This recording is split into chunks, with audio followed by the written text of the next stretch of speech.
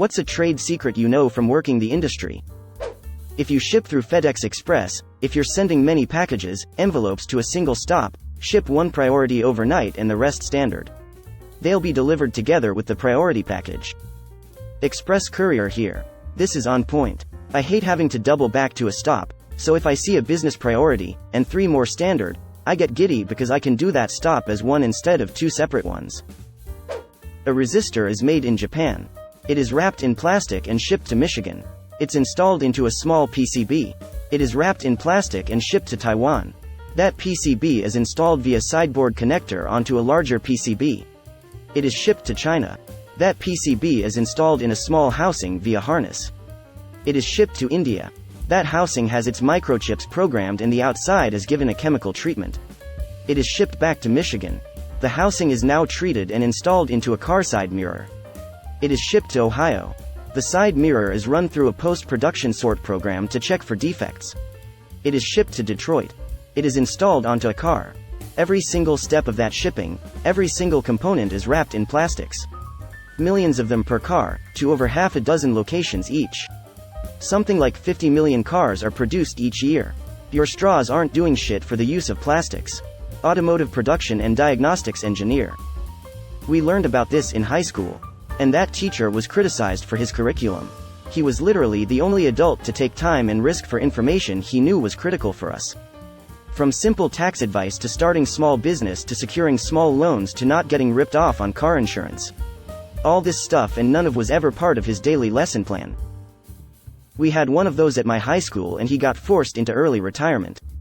Students were incredibly upset. He would have special lesson days going over how credit card companies would soon be trying to F us over the moment we turned 18 or set foot in college and how bad the interest rates would be. Other basic life skills like figuring out where we could get roadside from if we didn't learn to change tires, differences in insurances on cars, some Diet Ramsey stuff like having an emergency fund in a separate account. We need more teachers like him, not less equals. We actually did find and file that bug in your favorite video game. Our leadership just decided it was okay to ship with it. In addition to that, we actually did test and balance the game to a specific difficulty. When you play it and say, did the devs even test this game?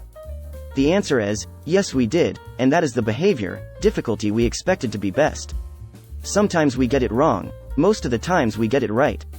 Most of the times we got it right you don't take notice because you're having fun. But also sometimes, the person who does the balancing of a specific feature, mechanic is at that point far too good at the game to realize they may have made something too difficult. That last bit reminds me of I Wanna Be the Boshi where, at one point of the game, you have to jump over this spider crab monster. The story goes when the developer was making this part, they tested the jump out to see if it was good. They made the jump and moved on with no further adjustments. That jump is frame perfect and they just so happened to nail it on the first try without thinking about it. If you want to book a rental car but they're sold out, book it for a week or 2 longer than you actually need it and then just return the car early and you'll only get charged for the time that you had it. All the systems owned by Enterprise Rent-A-Car, Enterprise, Alamo and National, automatically open up their system to long-term reservations and will make sure you get a car over someone who only booked in for a day or 2. Worked there for 2 years. It's a dirty business but at least I learned a lot of rental hacks LMAO. So you mean if I try to rent a car for a day and it says there's none, if I put in a request for 2 weeks it will now say there is a car? Yes. Interesting. I rent cars from time to time but haven't had an issue. I'll keep this in mind though. Worst possible secret. I worked in the main shipping warehouse for a popular lingerie chain. I processed returns. We were trained to use tape to extract pubes from used underwear and then repack it as new. I quit after 2 months, not for me. Edit. I was curious and just checked their official return policy. It's completely different than when I worked there many years ago. Is that Victoria's deep secret? I know Victoria's Secret. They remove all of the pubes. Closing parenthesis quote. Most electronic medical records allow providers to put pop-up warnings in your chart if you act verbally or physically aggressive. If you yelled at the nurse in 2017, the medical assistant you called today begging for a last-minute appointment can see it. It comes up as aggression warning. We can also see if you are an elopement risk, high fall risk, or on suicide precautions. Lots of EMR banners. What's an elopement risk? Elopement equals run away in this context. If you are buying software for your workplace, get a quote and then go silent until it's the end of the quarter. Then call the sales representative and tell them you can buy it today but only have enough budget for 70% of the cost. Your chances for a discount go way up at the end of the quarter. As an enterprise software sales representative, fuck you. Also, I totally agree. Edit. Man, this blew up lol. Since people have asked, here's my unofficial and incomplete list of what affects the price you pay. 1. How much you are buying. 2. When you are buying. 3. How much repeat business we think we can get from you. 4. How long you spent working with us during the deal cycle. 5. What you buy, different margins for different products. 6. The age of the product. Product managers, who set the discounting thresholds, may allow a deeper discount for a new product to get more of it sold initially and increase awareness, adoption. 7. How well known your company is.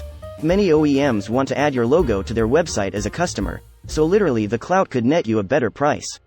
8. If one of your C-levels are willing to take a meeting with us, we will trade price for exposure to upper-level decision makers. Bonus discount if they will speak as a customer reference. Double bonus discount if they will speak at a conference. 9. Where the rep's quota attainment is, are they behind? If so, you might get a better deal. This is stuff you will never know.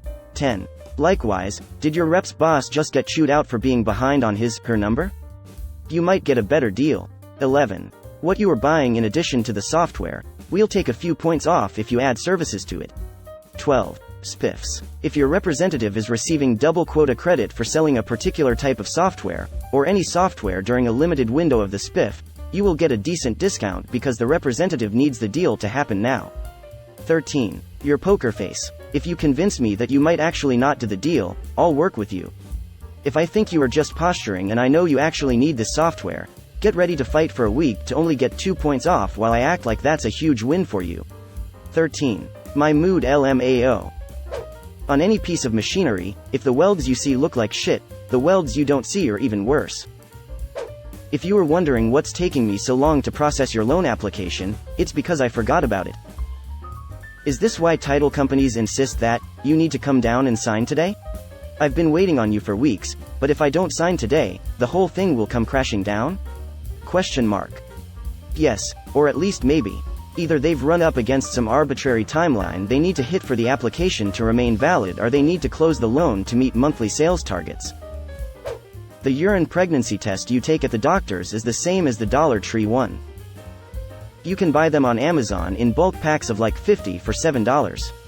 May have gone up since I bought mine, but I haven't had to buy another since. Edit. Some of you jerks are acting like idiots in the comments. They last about 3 years before they expire. I generally took one a month, so I used 36. I'm married and we don't want kids, so we made damn sure. When you order at a drive-thru, the microphone stays on until you move forward. So everyone inside the store with a headset on can hear your conversation until you leave the ordering area. Edit. Wow. This blew up while I was at work. I always leave my music low till I pull away for this exact suspicion. Now that it's confirmed, I'll also watch my mouth. Another pro tip. Turn off your windshield wipers at the drive-thru. It pelts the worker with your rainwater. Casinos don't need to cheat. We have already rigged the game against you. Funniest thing I ever heard from a bookie is that all his clients will tell you at the end of the year that they're about even. Oh yeah, then how did I afford this BMW? He'd say. You gotta love the gamblers who always win. One of my friends would talk about her friend who always wins. I'm like, you mean the dude living with his parents in his 30s who has put himself on the do not let me in the casino list twice? That guy? Yeah. Gamblers only tell you when they win. People also have their own definitions of winning. I know someone who goes to a casino regularly and always somehow comes away as a winner. When I asked some questions, it became clear that they had a very loose definition of winning in their mind, since they expected to lose all the money they took with them. If they came home with any money, they sincerely considered it as having won money. So if they went in with $300 and came out with $50, then in their minds they won $50. They didn't see it as a $250 loss. I used to have a gambling problem. I remember one night I went to the casino with $5,000. I played for around 4 to 5 hours. I left with $5,000.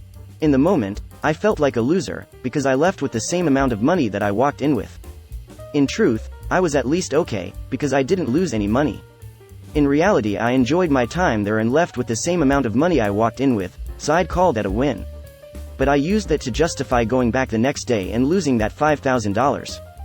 And then pulling out another $5K and immediately losing that too. I used to be very dumb. Now I'm just marginally dumb. Calls are not being answered in the order received. And let me guess, it's not unusually high call volume, it's that they just haven't hired enough people to actually answer all the calls in a reasonable time frame? Also, the menus haven't recently changed. As someone who has designed hundreds of call centers and automated solutions, if you put that announcement there, you'll never remove it. It is one of my CX pet peeves. Tourism industry here. Look up when peak season is for the destination you're looking at. There are usually cheaper prices or the beginning and end of the season. Try to book at the beginning of the season. Seasonal workers work themselves ragged and are usually completely burnt out at the end. At the beginning of the season, everyone is stoked to start making money again. Is there anything wrong with just booking off-season? If it's a destination based on climate or natural phenomena, it might not exist in off-season, i.e., a ski resort won't have snow in summer, people might not want to go to the beach in winter, etc. Movie industry. Unless you are absolutely breathtaking in your audition, which does happen, don't get me wrong, there is a list of 30 people each studio prioritizes to be in their major films. I worked at a small talent agency.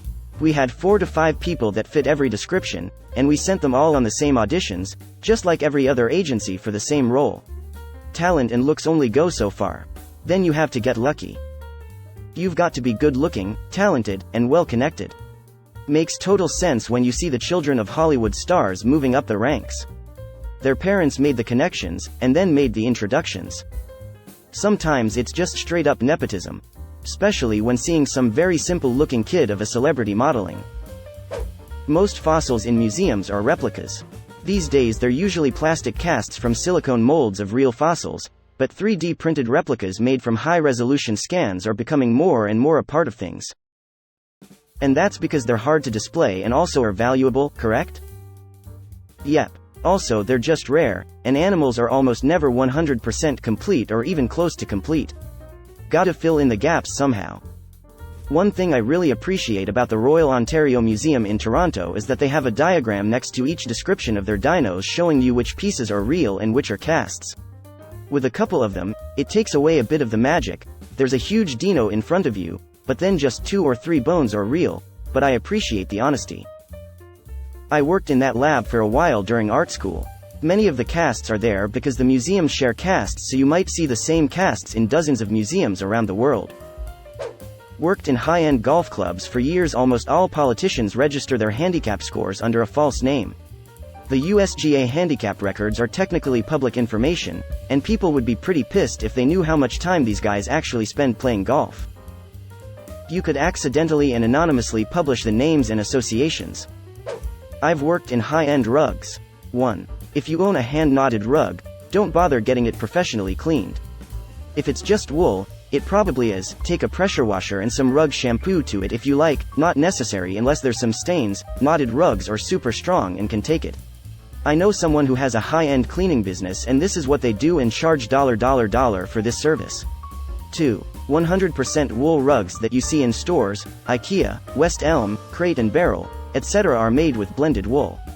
Which is fine, but it is just lower quality wool and will shed. New Zealand wool is what you want and has to be advertised as such. 2.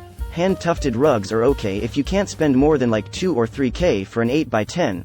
These rugs will have a fabric backing as the fibers are glued down in the back instead of knotted in place, so the fibers will come loose and they're likely made with blended wool. Don't spend thousands on a tufted rug. 3. Never buy a rug with viscose in it, also called banana silk or art silk. It may be okay for bedrooms or low traffic areas but is a pain in the ass to clean. You can't spot clean a stain, you have to get the whole thing cleaned by a professional. It stains easily. Stains on wool can be spot cleaned. 4. Low on money? Your best bet may be a flat woven rug in wool. Flat weaves can be decently hard wearing. You can flip it because it looks identical on the other side, and are often thin enough and if small enough to fit, can be thrown on the delicate cycle in the wash. Lots of flat weaves out there, they're popular and not so expensive. Don't buy polyester or machine-made rug, please. They tend to look like shit easier and are harder to clean. Now this is the kind of obscure interesting info I come to the internet for. Having a crew that can pass a drug test is not the same as having a drug-free crew. When one guy can pass a drug test, everyone can pass a drug test. My last job I got randomly drug tested 3 times in that many weeks, as the company I worked for was more than 98% certain I was the only worker out of the 9 guys running the whole processing plant that could pass the test. All I'll say is wash the tops of your canned goods before opening them, folks. For the love of God, do it. Started doing this with drink cans after getting a particularly grimy 6-pack of beer once. Never thought about my tomatoes though, and I even worked at a food supply warehouse back in the day, so I should have known. Good tip. Not sure if any of this is a secret, but if you can't find a book at your local library, ask the reference librarian to do an interlibrary loan. They have access to large networks of libraries that are able and willing to share materials, sometimes even across state lines depending on the sort of library in request. Also utilize the digital content. We have to pay big bucks and fight with publishing companies to get that content, ebooks, audiobooks, etc., and they are great resources. Libby and Overdrive are awesome. Many library systems also offer streaming content of movies and TV shows. Oh, and you can check out national park passes and museum tickets too at many libraries. Some rent out power tools, projector screens, 3D printing services, provide seed libraries, and the one near me does board game packs that come with board games and a movie. The US military wastes an extraordinary amount of money, and not necessarily on weapons or personnel or anything like that. Every year, commanders must submit their total spending for the previous year. If they did not spend the granted amount, they lose it next year. So for example, if a commander is granted $5 million for his building but he only spends $4 million, his next budget will drop to $4 million. This results in commanders ordering expensive stuff in bulk, replacing good furniture and equipment, and enacting pointless construction projects such as a parking lot that they don't need. Great example. When he couldn't make the budget, our commander ordered 360-inch TVs and had them placed in the hallways, spare rooms, and tossed the remainder in storage. Each TV was overpriced at around $1,000. Commander met his budget though, so I guess it was a success. Welcome to the bloated US military. Edit. I realize most of the government works this way, but this is just my specific experience in the military, which is arguably the most bloated and overfunded piece of the federal government's budget. A lot of the federal government works this way. A lot of corporations do too. When moving into a new rental, before you move anything in, take a video of your walk-through and mention and point out everything and anything. Mark the date, time, and address. If they give you a small form to write on, make your own. This can save you lots of issues when you move out. Super important. Send the video via email to the property manager within 3 days of moving in. This way they cannot dispute if the video timestamp was edited. Hard braking is the #1 driving behavior identifier that someone will be in an accident, so just chill. So is this because hard braking causes so many accidents, or that people who hard brake tend to not be paying as much attention, therefore needing to hard brake more? Or maybe a bit of both? Pretty sure it's mostly because a lot of drivers don't respect the minimum distance between cars, so if you hard brake, the dude behind you will inevitably be unable to stop in time and crash into your backside. At Starbucks, they have a recycling and trash bin. They both go into the dumpster. There's a Chipotle with those in a compost bin.